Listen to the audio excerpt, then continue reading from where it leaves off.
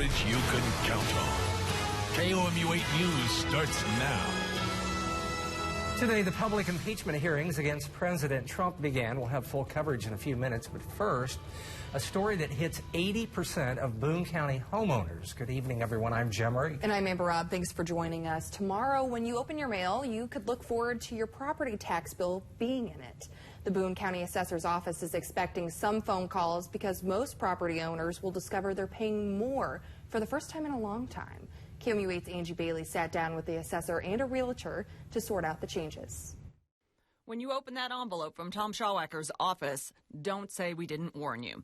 He says about 80% of Boone County homeowners will have to write checks for 4 to 21% more for their real estate taxes this year.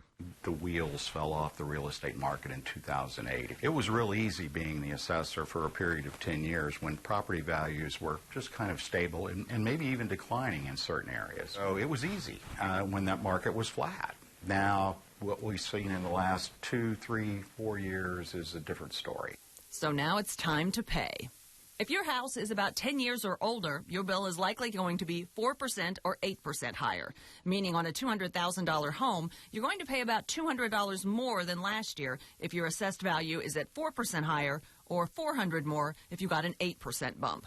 It's a good thing when your home is worth more when you want to sell it, but it's a not so good thing when you have to pay property taxes and your value of your home increases, and the taxes do also. It's a seller's market in that there aren't enough good homes available. So if you've got a good one in the right price range, you're going to have multiple people that want it. Home prices for non-new construction in Columbia went up right at 8% when you compare 2017 to 2018. Average selling prices have been going up for several years in a row now, and 2019 is trending that direction too. In fact, the Wall Street Journal recently reported that mid-sized Midwestern cities like Columbia are actually outpacing the big metro areas when it comes to how much more we're getting for our homes. Then adding to the competitive nature of the current real estate market is we're staying in our homes longer, which actually means there's fewer houses to choose from in established neighborhoods like this. I'm a perfect example. Personally, we thought about doing something different, but it just didn't make sense. The property values had gone up because of fewer houses to choose from, or land costs going up, so new construction costs kind of follow. But it was cheaper to just stay in my house. If you're one of the many who will be paying more, it may ease your mind to know at least it won't happen again next year. Assessments are made every 2 years, so the next one isn't until 2021. Angie Bailey, KOMU 8 News. Hallsville, Harrisburg, and Ashland all passed property tax hikes for schools and services this year, too. So they'll tack that on top of the 4 or 8% more from the county assessor's office. In Ashland, voters approved an extra 13%. So some of our viewers there will see a 21% higher number when they open their bills tomorrow. Since closing its doors in February, the I-70 Community Hospital has been vacant along the interstate. A new push from the Sweet Springs Ambulance District could bring life back to the hospital. Tonight, the Ambulance District held a public meeting to get opinions. KOMU 8's Daniel Perot joins us live from Sweet Springs with the details. I'm here at the I-70 Community Hospital in Sweet Springs. Take a look behind me. The emergency sign is in tatters, but residents say they're facing a healthcare emergency. That's why the line was out the door and there were no seats available at the American Legion tonight. Now, the ambulance district wants to keep this a hospital, but it will not be cheap. It'll cost $1 million to get it back open. That could mean an $8 a month tax for residents. If the district does go ahead with the bin, they'll look for partners within the community who are currently operating hospitals. Because of the location, residents say it's not just this community that's affected. It's really critical for people that's moving up and down Interstate 70. If there's car accidents, they get very quick service here and so get stabilized, and if it's necessary, they can be moved on. So. Now, it is one of 7 hospitals that is set to be bid on in auction next month. Now, here in Sweet Springs, their Bible studies are big on Wednesday nights.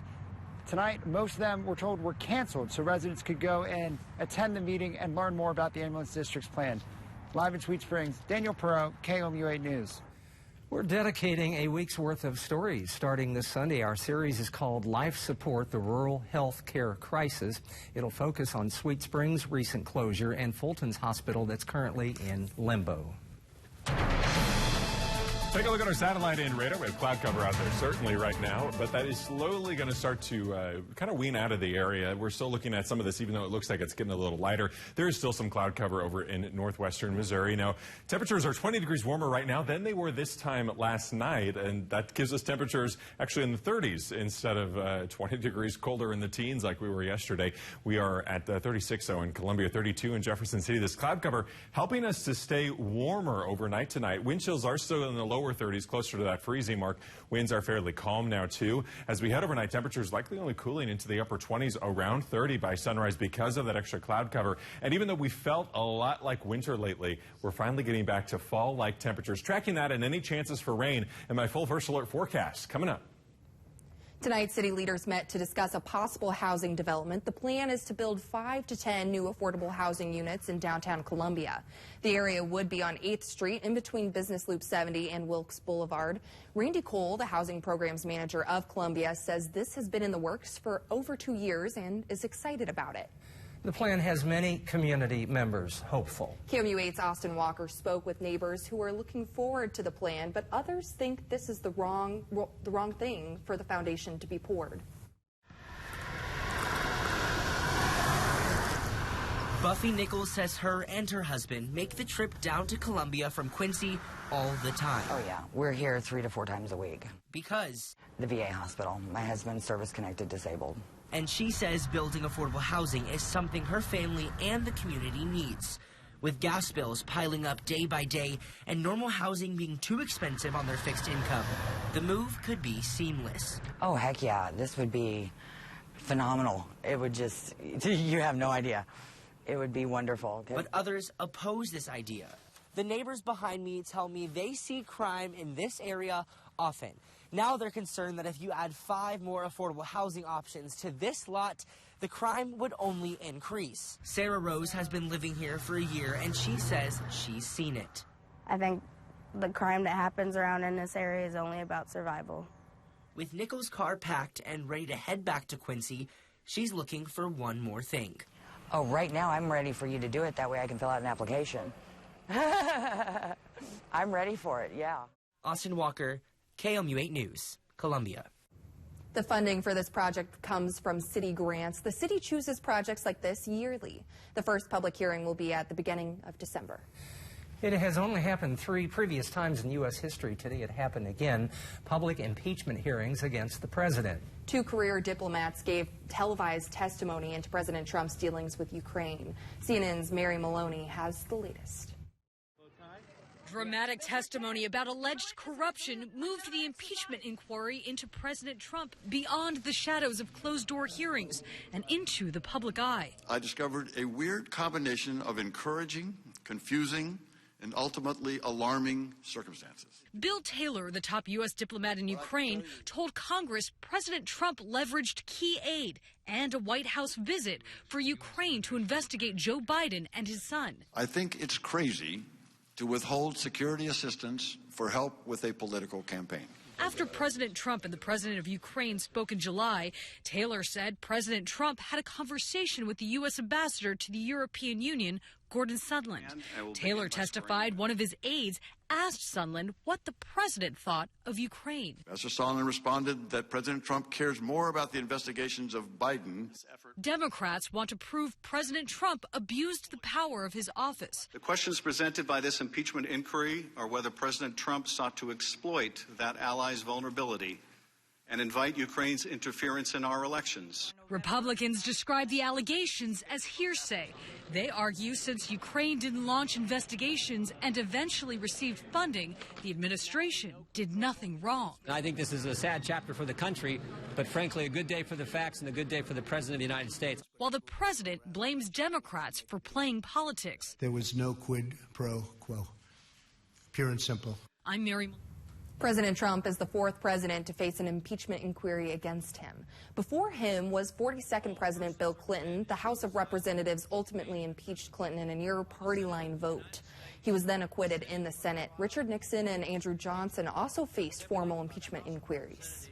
The bodies of a Lake Ozark couple who died in their home this past weekend were sent to Springfield today for autopsies. Friends, family, and the community have few answers on the death of Anand and Courtney Torres. Today we heard from friends. Samantha Boyer said there wasn't a couple like the Torreses. The couple coached their children's sporting teams and worked with many in the restaurant and hotel business. If anything, I really hope this does bring us closer together as a community, because Courtney and Anand really, they were the concrete. They were the foundation of a lot of different things. The couple both had children from previous relationships. Memorial funds will be set up in the children's names by their respective families. Fulton Public Schools is addressing its overcrowding problem. We'll tell you what they're putting on the ballot. Joplin police find a body in a freezer who police are looking for. And our flight forecast for your day tomorrow, no delays here. And one of the warmest spots, once again, 2 days in a row now, is Denver in the middle 50s, right along with Dallas. 32, though, if you're heading to Chicago. Our temperatures in the upper 30s tomorrow afternoon. And then we're going to warm up even more behind that, tracking that in the full First Alert forecast after the break. Coming up tomorrow.